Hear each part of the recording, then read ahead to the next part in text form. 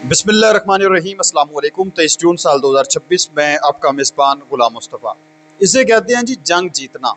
खड़ाक पर खड़ाक ईरान कर रहा है, धमाके पर नया धमाका जो है वो कर रहा है। और इतनी ठुकाई ईरान ने अमेरिका की अब तक कर दी है और इस कदर इबरतनाक शिकस्त दी है अमेरिका को कि आज अमेरिका का जो वज़ीर ख़ारजा है मार्को रूबियो, वो आ रहा है जीसीसी कंट्रीज के अंदर, बहरीन के अंदर। वहां पर जीसीसी कंट्रीज के साथ एक इजलास होगा। करने क्या आ रहा है, क्या कुछ मामलात हैं, जब ये मैं आप लोगों के साथ शेयर करूंगा तो आप दंग रह जाएंगे। आप खुद कहेंगे कि खुद को सुपर पावर कहने वाले मुल्क की वाट लगा दिया ईरान ने। मुकम्मल तफसील आप लोगों के साथ शेयर करनी है। पाकिस्तान और सऊदी अरब ने मिलकर ऐसा कमाल का झुर्लू फेरा है, इसकी डिटेल भी आप लोगों के साथ शेयर करूंगा। अगर आप इस चैनल पर नए हैं तो इसको लाजमी सब्सक्राइब कर लें और कमेंट सेक्शन में अपनी जो कीमती राय है उसका इजहार भी ज़रूर फरमा लें और पाकिस्तान जिंदाबाद ज़रूर लिखें। नाज़रीन मोहतरम, मुज़ाकरात कामयाब हुए। मुज़ाकरात कामयाब होने के बाद अमेरिका के जो नायब सदर हैं जेडी वांस, सदर ट्रंप, सब की जानब से मुख्तलिफ किस्म के बयानात सामने आ रहे हैं मुज़ाकरात को लेकर। दूसरी तरफ जो ईरान है उसकी जानब से भी बड़ी तादाद में बयानात का एक सिलसिला जो है वो जारी और सारी है। और ये जो बयानात हैं ये बड़े अहमियत के हामिल हैं। ये जो मुज़ाकरात हुए हैं उनके पोल खोल कर मुकम्मल तौर पर दुनिया के सामने जो है वो पेश कर रहे हैं जो बयानात अभी आ रहे हैं। नाज़रीन मोहतरम, खबर ये है कि ईरान ने पहले ही ट्रंप और जेडी वांस के मुंजमद असासों के मुआहदे के वर्जन को मुस्तरद करना शुरू कर दिया है। ईरान के जो मरकजी बैंक के गवर्नर हैं अब्दुल नासर हमती, उन्होंने ये कहा है कि दस्तखतशुदा दस्तावेज़ात तहरान को इस बात का पाबंद नहीं करती कि वो रिहा की जाने वाली रकम से अमरीकी ज़रूरी मसनूआत ही खरीदें। उनका दावा है कि अगर अमेरिका खुराक सस्ती और बेहतर मेयार की सेल करेगा, अगर अमेरिकी ज़रात और खुराक सस्ती और बेहतर होगी तो ईरान इसे ख़रीद सकता है। लेकिन ईरान का यह भी कहना है कि वो मुंजमद असासों की दूसरी किस्त को किसी भी ऐसी अशिया की ख़रीदारी के लिए इस्तेमाल कर सकता है जो पाबंदियों के दायरे में नहीं आती। ये बात इसलिए अहमियत रखती है क्योंकि ट्रंप और जेडी वांस ने इस डील को इस तरह पेश किया कि जैसे ये रकम मकई, सोयाबीन और गंदम की खरीदारी के जरिए वापस अमरीकी किसानों के पास जाएगी। ईरान अब इसके बिल्कुल बरक्स मौक़िफ़ इख्तियार कर रहा है। ये फंड्स ईरानी हैं। वो तेहरान का कहना है कि वो उन्हें कीमत, मयार और पाबंदियों के कवानीन को मद्देनज़र रखते हुए खर्च करेंगे। शायद हो सकता है इस चीज़ की कुछ लोगों को समझ ना आई हो। मामला ये है कि जो मुंजमद असासे थे ईरान के, वो ईरान को वापस अब मिल रहे हैं। नादर बलोच साहब पाकिस्तान के एक बड़े अच्छे मारूफ सहाफ़ी हैं, उन्होंने इस हवाले से ट्वीट किया कि ईरान के मुंजमद किए गए 12 अरब डॉलर के असासे जारी कर दिए गए हैं। ये रकम 6-6 अरब डॉलर की 2 किस्तों में है और दोनों किस्तों पर दस्तखत मुकम्मल हो चुके हैं। पहले 6 अरब डॉलर की किस्त कतर के जरिए मुज़ाकराती अमल के बाद स्विट्ज़रलैंड के रास्ते प्रोसेस की गई है। मोहम्मद बाकर कालिबाफ ईरानी स्पीकर ने यह स्टेटमेंट जारी की है।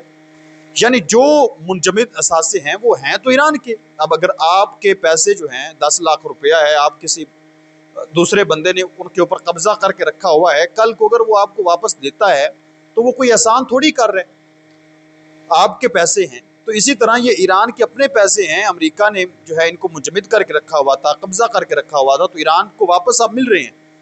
तो ईरान ये कह रहा है कि पैसे हमारे हैं, आप हमें वापस दे रहे हैं तो हम अपनी मर्जी से खर्च करेंगे। ऐसा नहीं होगा कि हम जो है वो आपके मर्जी से इनको खर्च करें, फिर तो हमें कोई फायदा ही नहीं हुआ। तो ये है खड़ाक जो ईरान इस वक्त कर रहा है।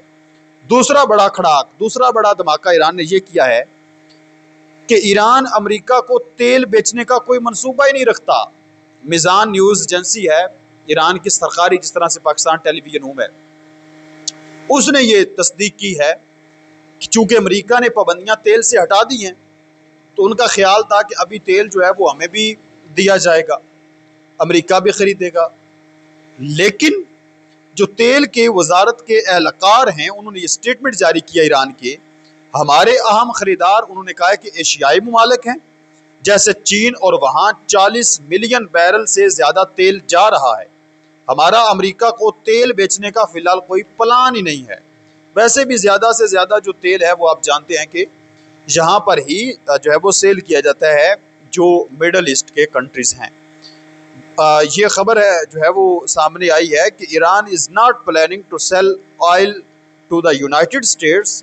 मेज़ान news agency oil industry officials, our main buyers are Asian countries like China and more than 40 million barrels are heading there. We have no plan to sell the United States. यानी ये है मतलब जंग जीतने का यार स्वाद तो आया है ना, मज़ा तो आया है ना। मुज़ाकरात के अंदर मुतालबात भी अपनी मर्जी के शामिल करवाए, मतलब उसके बाद भी सुपर पावर जो कहने वाला मुल्क है उसका एक मुतालबा नहीं माना जा रहा, उसके बाद भी उसकी कोई बात नहीं माने जा रही। ईरान अपनी मर्जी से तमाम चीज़ों को डील कर रहा है, हैंडल कर रहा है, टैकल कर रहा है। अब नाज़रीन मोहतरम, मैं आप लोगों को बताता चलूँ कि जो ईरान के पार्लियामेंट के स्पीकर हैं उन्होंने एक और स्टेटमेंट जारी की है। वो कहते हैं कि गुफ्तगू के दौरान, आप लोग जानते हैं कि जब वहाँ पर मुज़ाकरात चल रहे थे तो कुछ हंगामा हुआ था, तो अब मज़ीद उसको खोल कर उन्होंने बयान किया है कि असल हुआ क्या था कि जब वो वफद वहाँ से उठ गया, इंटरनेशनल मीडिया ने कवरेज दी, बाद में हमारे कुछ साफ़ी वहाँ पर मौजूद थे और कुछ दूसरे वो कह रहे थे कि ऐसा मामले नहीं पेश आया। तो बाकर कालिबाफ ने वाजे किया है कि गुफ्तगू के दौरान मुझे मालूम हुआ कि ट्रंप ने हमारे सदर, मुज़ाकराती टीम और हमारे इलाके पर मुमकिन हमलों के हवाले से धमकी अमेज़ बातें की हैं। मैंने जेडी वैंस से कहा हम यहाँ मुज़ाकरात में मसरूफ़ हैं और दस्तखत शुदा समझौते की पहली शिक के मुताबिक कोई धमकी या दबाव नहीं होना चाहिए, लेकिन आज आपके सदर ने धमकियां दी हैं, समझ ले कि हम कभी दबाव या धमकी के तहत मुज़ाकरात नहीं करेंगे। हमने मुज़ाकरात ख़त्म कर दिए और इजलास से निकल गए और वापस नहीं आए। फिर क्या हुआ कि अमरीकी फरीक ने साल्सों के ज़रिए एक और मुलाकात की कोशिश की, लेकिन हमने इनकार कर दिया। इसके बाद कतरी और पाकिस्तानी सालस हमारे पास आए और हमने उन्हें बताया कि हम उनसे बात करेंगे, लेकिन बराह रास्त अमरीकी फरीक से अब गुफ्तगू नहीं होगी।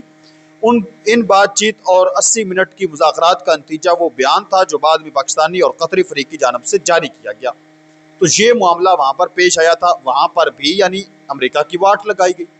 ट्रंप ने धमकी दी, ईरान ने फौरी तौर पर वाकआउट कर दिया, फिर बाद में तरले बिनते करके जो है वो ईरान के साथ मुज़ाकरात हुए। ये है इस वक्त ईरान की पावर। इसके साथ साथ मैं आप लोगों को बताता चलूँ कि ट्रंप ने अब एक मरतबा फिर धमकी दी है। ये धमकियाँ देना तो इसका मामूल है।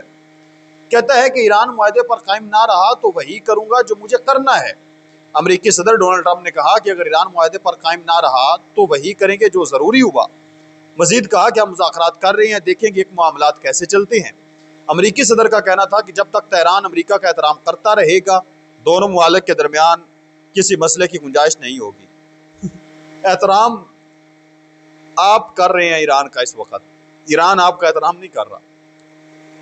इसके साथ साथ जो ईरान, ट्रंप ने कहा कि मैं स्टेट ऑफ होर्मुज़ के ऊपर कब्जा कर लूंगा, तो जो बाकर कालिबाफ है उन्होंने कहा the state will be fully managed by Iran. I was the first person during the war to tell the world that the state of Hormuz would not return to its previous conditions. Iran Qalibaf, Iran के जो speaker हैं कालिबाफ, उन्होंने वाज़े तौर पर दो टोकी ऐलान किया है कि जो स्टेट ऑफ होर्मुज़ है वो ईरान की मलकियत में रहेगी। मैं पहला शख्स हूँ जिसने जंग के दौरान ये वाज़े तौर पर ऐलान किया था कि ये हमारे पास ही रहेगी और हम इसको अपनी मर्जी से चलाएंगे। यही वजह है कि बाकर कालिबाफ इस वक्त ओमान के अंदर मौजूद हैं और वहाँ पर इस हवाले से मुशावरत होगी। अब मैंने जो शुरू में आप लोगों को एक चीज़ बताई कि इतनी बुरी शख्स जो है वो ईरान ने इनको दी है कि इस वक्त ये फुल लमलेट हो चुके हैं, लंबे पै गए हैं जनाब मेरी अरब ममालिक के आगे। आज जीसीसी का एक इजलास हो रहा है, बड़ा ख़ास इजलास है। जीसीसी ममालिक के अंदर सऊदी अरब, मुत्तहिदा अरब अमारात, कतर, कुवैत, ओमान और बहरीन शामिल है और बहरीन के अंदर ये होने जा रहा है और अमेरिका के वज़ीर ख़ारजा मार्को रूबियो इसके अंदर शामिल होने जा रहे हैं। मीटिंग करेंगे इन ममालिक के साथ। आप लोग जानते हैं क्यों आया है और क्यों मीटिंग करने जा रहा है। वजह यह है कि इनको ये लगता है कि अरब ममालिक हमारे हाथ से अब निकलने जा रहे हैं, तो उनको एतमाद में लेने की कोशिश कर रहे हैं। कि देखें, मतलब पहले तो बड़ा घुमंड था ना अरब मुमालिक को भी कि हम अमेरिका के दादी हैं, एयर डिफेंस सिस्टम उनका लगा हुआ है, हमने फौजी अड्डे उनको दिए, हमारी हिफाजत करेंगे। लेकिन अब जब अरब मुमालिक ने यह देखा है कि अपनी हिफाजत नहीं कर सकते, हमारी हिफाजत इन्होंने खाक करनी है, तो जिस वजह से अभी जो है वो अमरीकी वजीर खारजा सिर्फ इस वजह से आ रहा है, इनकी मिन्नत समाजत करने आ रहा है, हाथ जोड़ने आ रहा है कि जनाबे वाला हमारे साथ ताल्लुकात आप मजबूत रखें, कोई मसला नहीं, कोई परेशानी नहीं, हम हाजिर हैं। मतलब एतमाद में लेने के लिए इनको सिर्फ और सिर्फ ये दौरा किया जा रहा है और इजलास किया जा रहा है। ये किया है काम ईरान ने इस वक्त कि इनको ऐसा मतलब शकूक शुबात लागू हो गए कि अरब मालिक भी हमारे से आसे खिसक जाएंगे। और ये जुर्लू फेरा है सऊदी अरब ने और पाकिस्तान ने मिलकर कि जो ये मुज़ाकरात कामयाब करवाए हैं, और सऊदी अरब और पाकिस्तान का झुकाव ईरान की तरफ था, और सऊदी अरब ने अमेरिका की बात ना मानकर, अगर अमेरिका की बात सऊदी अरब मान जाता तो मुज़ाकरात तो होने नहीं थे। फिर बड़े लेवल पर अब तक जंग छिड़ी हुई थी, सऊदी अरब की जानब से बड़े लेवल पर मिसाइल अटैक होने थे, तो फिर जंग थोड़ी गंभीर हो जानी थी। इतना आसानी से ट्रंप ने शिकस्त नहीं माननी थी। लेकिन सऊदी अरब ने कहा कि हमारी ये जंग नहीं है, जंग आपकी है, आप लड़ें। तो ये असल एक सिनेरियो जो है वो बना है मिडल ईस्ट के अंदर। तो आप इसके पर क्या कहते हैं मुझे ज़रूर बताएं। मिलते हैं एक और नई वीडियो में, तब तक अल्लाह